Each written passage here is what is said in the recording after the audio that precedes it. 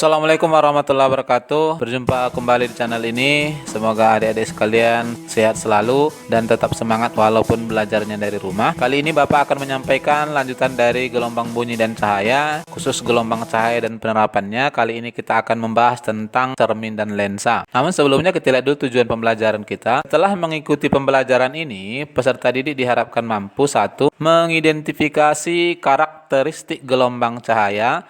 Kedua, mendeskripsikan sifat pemantulan dan pembiasan cahaya. Kita lihat dulu gelombang cahaya. Yang pertama itu adalah karakteristik gelombang cahaya. Secara umum, cahaya diartikan sebagai gelombang elektromagnetik yang dapat dilihat dengan mata manusia atau visual. Gelombang cahaya termasuk gelombang transversal yang mana memiliki frekuensi antara 4 kali 10 pangkat 14 Hz sampai 7 kali 10 pangkat 14 Hz. Jadi cukup besar ya.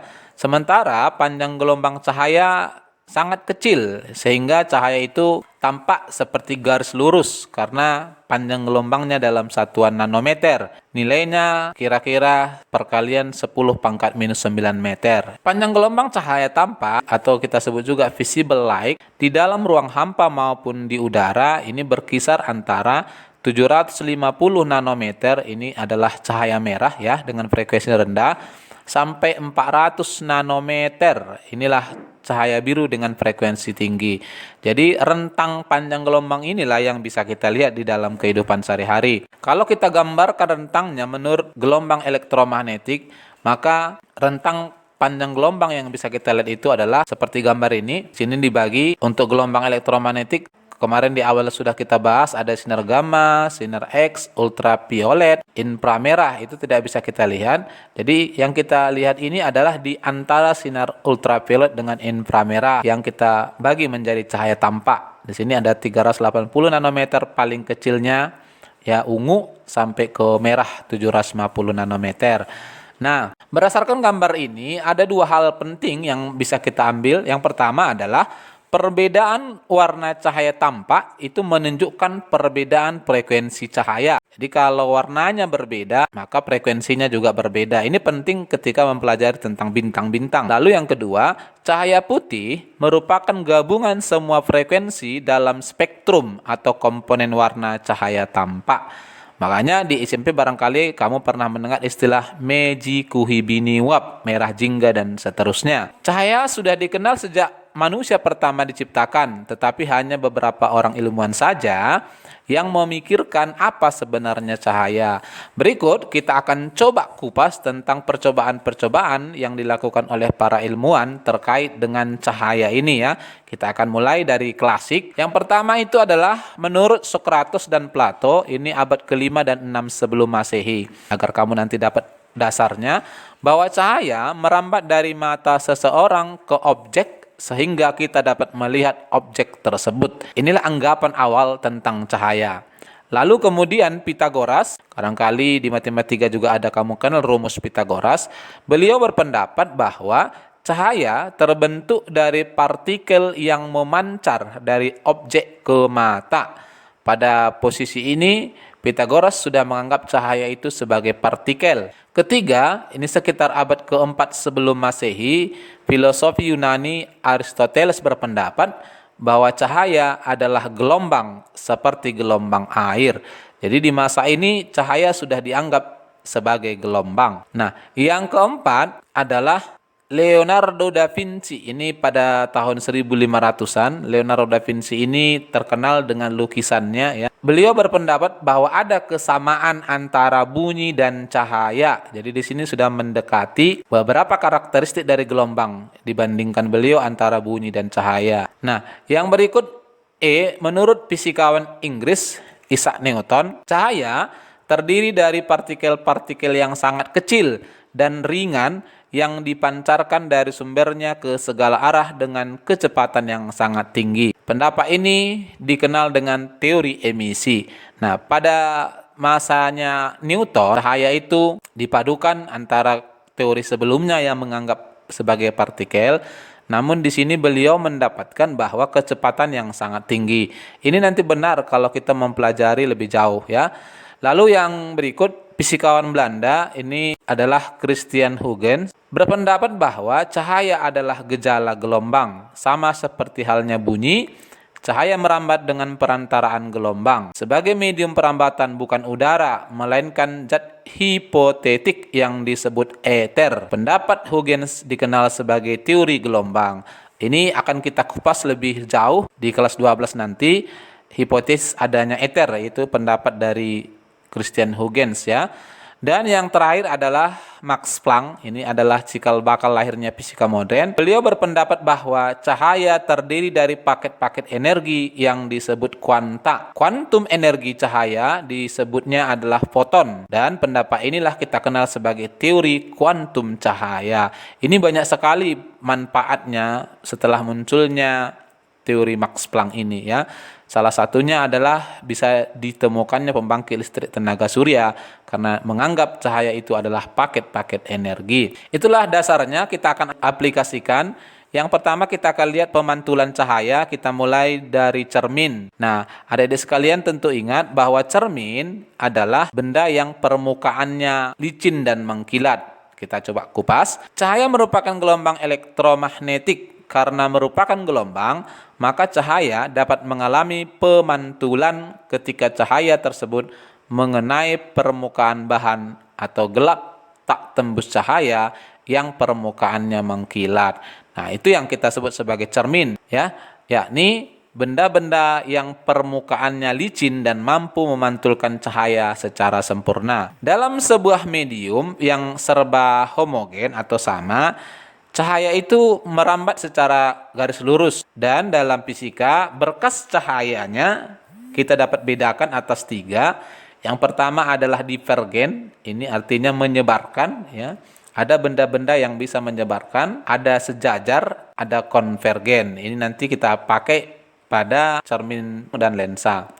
Kita coba lihat, ini barangkali cermin datar ini adalah barang yang setiap hari kamu pergunakan. Sifat-sifat bayangan pada cermin datar adalah: 1. Tidak dapat ditangkap dengan layar atau semu. Ya. Yang kedua, tegak dan menghadap berlawan arah terhadap bendanya.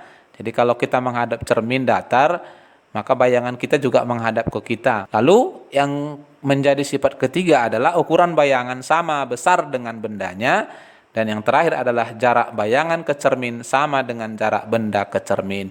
Inilah sifat-sifatnya, dan ini bisa kamu langsung lihat di saat kamu bercermin. Dalam hal pembentukan bayangan, jumlah bayangan ternyata bila digabungkan 2 buah cermin datar itu bervariasi. Jika 2 buah cermin datar disusun sedemikian rupa dan membentuk sudut alfa, ya, sudut tertentu, jadi kita gabung 2 cermin, maka bayangan yang terbentuk itu berbeda-beda bergantung pada sudutnya. Dengan jumlah bayangan kita sebut sebagai N, kita tentukan dengan 360 derajat per alfa kurang M. Alfa di sini adalah sudut yang dibentuk oleh cermin. Di mana alfa adalah sudut apit kedua cermin, di sini ada ketentuannya. Untuk N jumlah bayangannya genap, maka M-nya kita ambil 1. Namun jumlah pembagian bayangannya adalah ganjil, maka M-nya kita pakai 0 ya. Misalnya 360 kita ambil sudutnya adalah 45. Maka 360 dibagi 45, jumlah bayangannya itu adalah 8. Itu adalah genap, maka kita kurangkan 1 ya, karena bayangan yang dibentuk oleh 2 cermin yang membentuk sudut 45 adalah 7. Lalu B, pemantulan pada cermin lengkung. Cermin lengkung merupakan salah satu jenis cermin yang permukaannya melengkung. Cermin ini terdiri atas silinder dan cermin bola. Dalam bahasan kesempatan ini kita akan khusus bahas tentang cermin bola yang kita bagi menjadi cermin cekung dan cermin cembung. Ini sudah kamu pelajari di SMP, kita coba kupas lagi. Yang pertama kita lihat cermin cekung. Cermin cekung merupakan irisan permukaan bola yang bagian mengkilatnya terdapat di dalam bola. Jadi ini melengkungnya ke dalam. Jika berkas sinar-sinar sejajar mengenai permukaan sebuah cermin cekung, maka sinar-sinar pantulnya akan berpotongan atau mengumpul pada satu titik. Berdasarkan hal tersebut, maka cermin cekung disebut juga cermin konvergen karena mempunyai sifat mengumpulkan cahaya ya. Cermin cekung disebut juga cermin konkav atau cermin positif. Contoh cermin cekung ini adalah sendok makan ya. Itu bisa seperti cermin cekung, bagian dalamnya melengkung ke dalam. Nah, kamu bisa lihat bayanganmu di sendok makan. Sinar-sinar istimewa pada cermin cekung ada 3, kita akan lihat. Yang pertama itu adalah seperti gambar ini, sinar datang sejajar sumbu utama, perhatikan arah panahnya, ternyata dipantulkan melalui titik fokus. Sinar-sinar istimewa ini nanti akan kita pergunakan untuk menentukan letak bayangan pada cermin. Jadi ini sifat yang pertama. Yang kedua, sinar datang yang melalui titik fokus. Kalau kamu perhatikan gambarnya, cermin memiliki titik fokus F dia.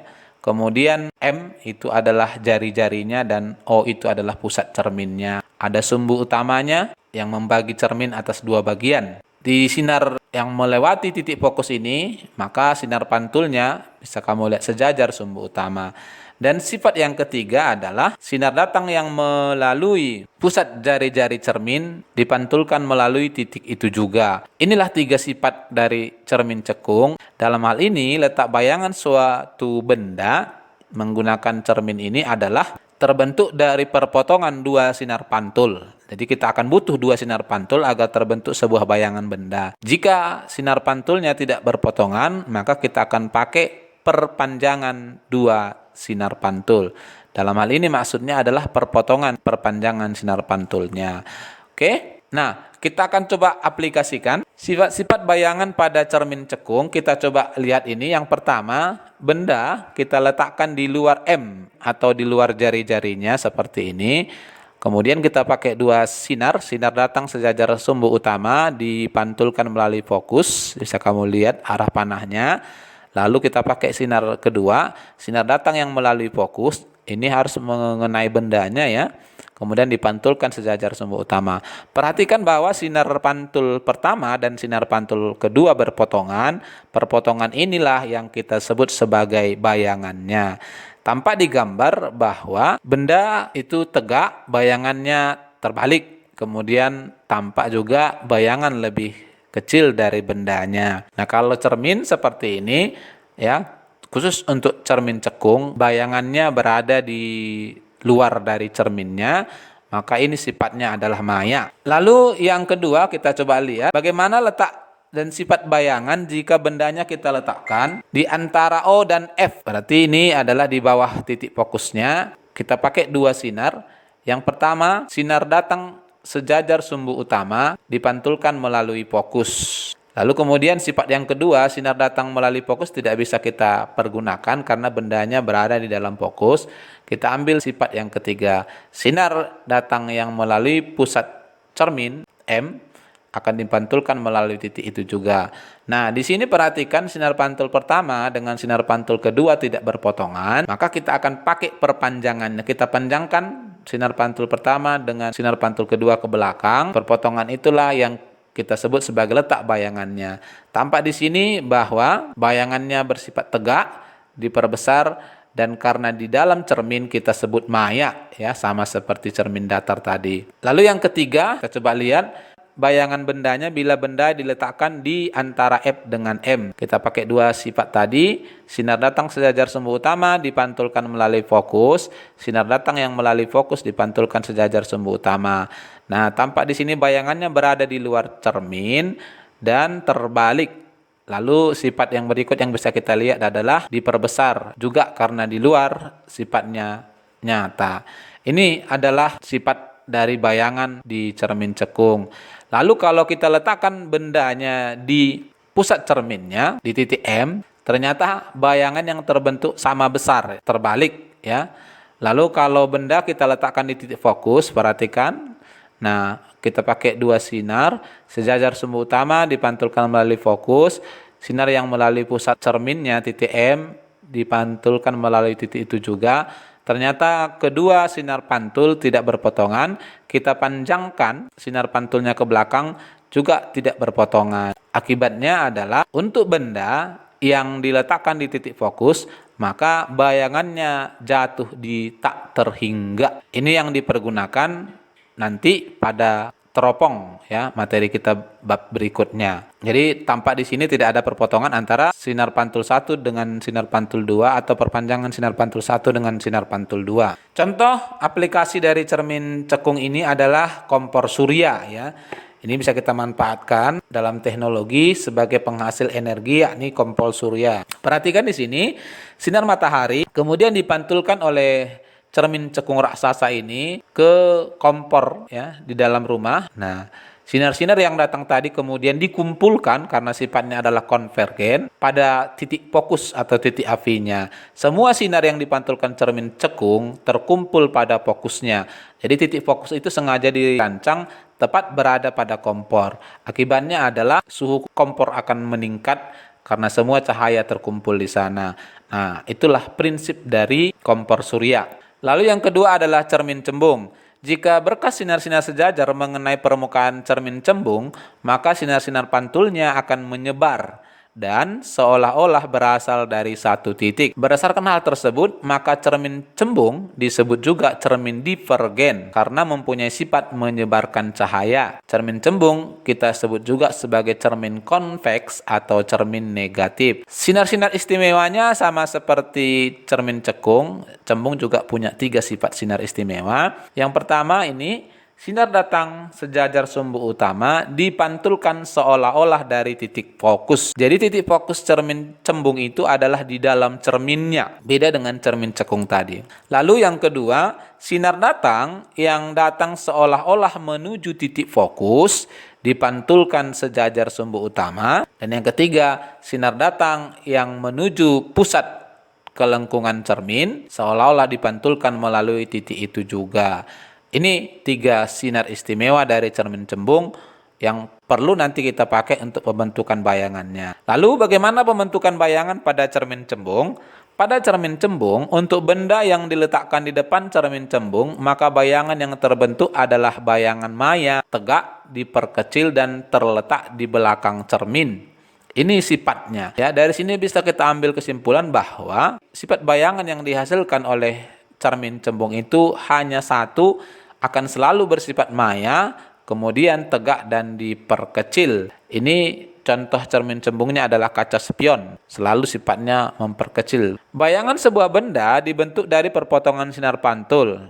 Sama seperti tadi, sifatnya kalau sinar pantul yang berpotong kita sebut nyata, atau perpotongan perpanjangan sinar pantul dalam hal ini sifatnya kita sebut maya. Ini sebuah benda kita letakkan di depan cermin cembung ya, di bagian mana saja, jaraknya ini bebas karena semua sifat bayangannya sama. Kita pergunakan 2 sinar istimewanya. Sinar datang sejajar sumbu utama dipantulkan seolah-olah dari fokus. Lalu yang kedua, ini harus melalui bendanya ya. Perhatikan tanda panahnya. Sinar datang seolah-olah menuju titik fokus, dipantulkan sejajar sumbu utama. Nah, terjadilah perpotongan di dalam cerminnya ya, perpotongan perpanjangan sinar pantulnya. Sifatnya adalah tegak, kemudian diperkecil dan di dalam cermin, maka sifatnya adalah maya. Pada cermin, ini sama sebenarnya dengan lensa, ya barangkali kamu sudah tahu, hubungan antara fokus, kemudian jarak bayangan yang kita sebut sebagai S, dan jarak benda yang kita sebut sebagai S-aksen, dapat kita tuliskan dengan persamaan 1/F sama dengan 1/S tambah 1/S-aksen. Jadi S-aksen itu adalah jarak bayangannya. Dan selalu di sini berlaku bahwa jari-jari kelengkungan cermin itu adalah 2 kali fokusnya. Di sini juga kita kenal istilah perbesaran. Dalam istilah loop juga atau mikroskop nanti kita kenal juga magnifier ya, sering disimpulkan dengan M, adalah harga mutlak dari jarak bayangan dibagi jarak bendanya atau tinggi bayangan dibagi tinggi bendanya. Itu cara kita menentukan perbesaran yang dihasilkan oleh cermin ataupun lensa ya, konsepnya sama. Baik, yang kedua kita akan lihat dulu lensa. Lensa merupakan benda bening yang dapat meneruskan cahaya pada kedua sisinya. Berbeda dengan cermin tadi, cermin memantulkan, kalau lensa meneruskan. Istilah meneruskan ini kita sebut dengan pembiasan. Pada dasarnya, lensa adalah gabungan dari 2 cermin. Nanti kita akan kupas lebih jauh. Oleh karena itu, lensa memiliki dua buah titik pusat dan dua titik fokus. Berdasarkan bentuknya, lensa terdiri atas lensa cembung, lensa cekung. Sifat cahaya pada lensa cembung dan lensa cekung adalah berbeda. Kita akan kupas satu-satu. Yang pertama, pembiasan pada lensa cembung. Lensa cembung merupakan bentuk yang tipis pada kedua bagian ujungnya. Lensa cembung bersifat mengumpulkan sinar atau konvergen, ya. Lensa cembung kita sebut juga sebagai lensa positif. Nah, karakteristik secara umum lensa cembung ini mirip seperti cermin cekung. Ini adalah contoh lensa cembung. Sinar-sinar sejajar yang datang dari sebelah kiri kemudian dibiaskan atau dilewatkan, dan ternyata sinar biasnya itu terkumpul pada suatu titik yang kita sebut sebagai titik fokus atau titik api. Itu adalah karakteristiknya. Nah, sinar-sinar istimewa pada lensa cembung ini, ya, dan tadi fokusnya ada dua, F1 dan F2. Kamu bisa lihat di gambar. Sinar datang sejajar sumber utama dibiaskan melalui fokus. Lalu yang kedua, sinar datang yang melalui pusat lensa, titik O, diteruskan tanpa ada pembiasan, jadi tidak ada pembelokan. Dan yang ketiga, sinar datang yang melalui fokus dibiaskan sejajar sumber utama. Itu dalam hal ini F1 dan F2 itu besarnya adalah sama. Kita coba lihat pembentukan bayangannya. Untuk menentukan letak bayangan pada lensa cembung, ya, untuk mempermudahnya kita akan bagi ruang benda dan ruang bayangan atas 4 bagian. Kita namai ruang 1 ini antara titik O dengan F, lalu kita namai ruang 2 antara titik F dengan R atau 2F. Ruang 3 kita sebut di luar titik R atau di luar 2F, dan ruang 4 adalah di belakang lensa. Nah, secara umum, sifat bayangan lensa cembung sama dengan cermin cekung. Menentukan letak bayangan suatu benda, selain dengan cara melihat dari pembentukan bayangannya, ternyata juga bisa kita tentukan dengan menggunakan dalil esbak, ya, yakni mengatakan jumlah ruang benda ditambah ruang bayangan adalah 5. Nih, contoh di ruang benda tadi, jika bendanya kita letakkan di ruang 1, maka agar jumlah ruang benda tambah ruang bayangan adalah 5, maka bayangannya adalah di ruang 4 atau di belakang lensa. Sesuai dengan konsep yang kita bahas di cermin cekung tadi. Sifatnya adalah maya. Nah, sehingga dapatlah kita tulis di sini, jumlah ruang benda tambah ruang bayangan nilainya selalu 5. Nah, dalam hal ini, untuk menentukan jarak bayangan pada lensa, sama halnya seperti pada cermin yang tadi kita kupas di depan. Ini contohnya tadi ada O ke F1 tadi ruang 1, F ke 2F ruang 2, dan di luar 2F adalah ruang 3. Perhatikan di sini, benda diletakkan di ruang 3, maka terbentuk bayangan di sebelah kanan lensanya adalah di ruang 2. Sifatnya terbalik, karena di sebelah kanan, kalau lensa di sebelah kanan itu adalah nyata, ya, di sifatnya itu terbalik, diperkecil dan nyata. Ini salah satu contoh pemakaiannya. Dan kamu bisa juga cobakan jika kamu letakkan bendanya antara F dengan 2F, maka dapatlah kita simpulkan bahwa sifat bayangan bila bendanya kita letakkan di luar 2F dimanapun itu, sifatnya akan selalu nyata, terbalik, diperkecil, dan terletak di antara F2 dan 2F2 atau di ruang 2. Contoh, sebuah paku kecil yang tingginya 2 cm diletakkan di depan lensa cembung yang memiliki jarak fokus 30 cm pada jarak 20 cm. Tentukan jarak bayangan, kemudian perbesaran dan tinggi bayangan paku yang terbentuk pada lensa. Kita coba lihat, diketahui dari soal ini H adalah 2 cm, kemudian fokusnya 30 cm, ya, lensa cembung kita sebut positif, S-nya 20 cm. Lalu ditanya A, S aksen, B perbesarannya, M atau P, boleh ya. Kemudian C, H aksen atau tinggi bayangannya. Kita jawab A. Persamaan pada cermin atau lensa tadi dapat kita 1/F sama dengan 1/S tambah 1/S aksen. Atau dari sini 1/S aksen adalah 1/F kurang 1/S. Kita substitusi nilainya. Maka 1/S aksen sama dengan 1/30 dikurang 1/20. Dapatlah kita 1/S aksen itu adalah 2/60 dikurang 3/60. Kita peroleh minus 1/60. Kita coba putar. S aksen adalah minus 60 per 1, yakni minus 60 cm.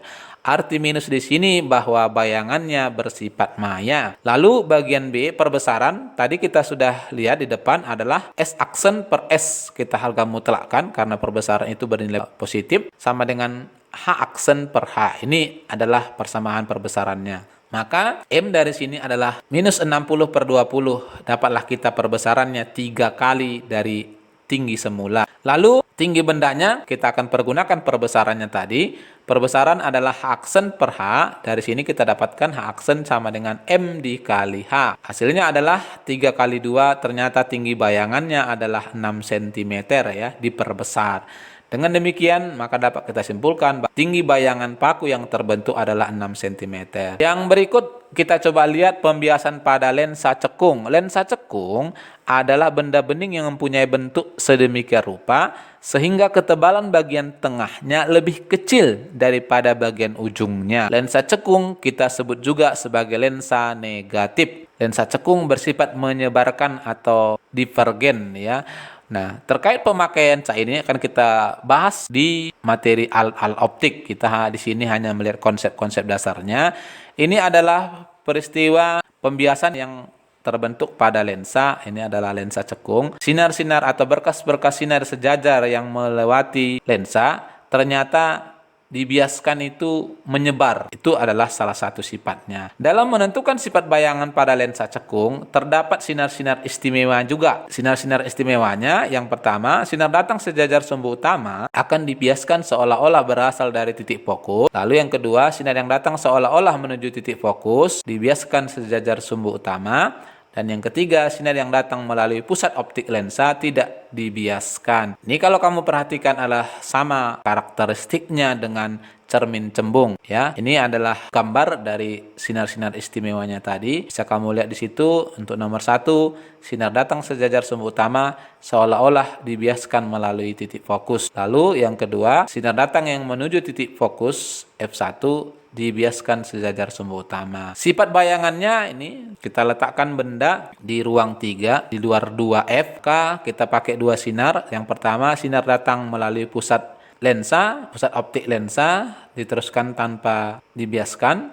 Lalu yang kedua, sinar datang sejajar sumbu utama dibiaskan seolah-olah melalui titik fokus. Ternyata terbentuk adalah perpanjangan perpotongan sinar biasnya. Tampak di situ bayangannya selalu diperkecil ya. Nah, kalau pada lensa agar nyata, maka bayangan harus terletak di sebelah kanan. Nah, karena ini terletak di sebelah kiri ya, di dekat bendanya, maka sifatnya ini adalah maya.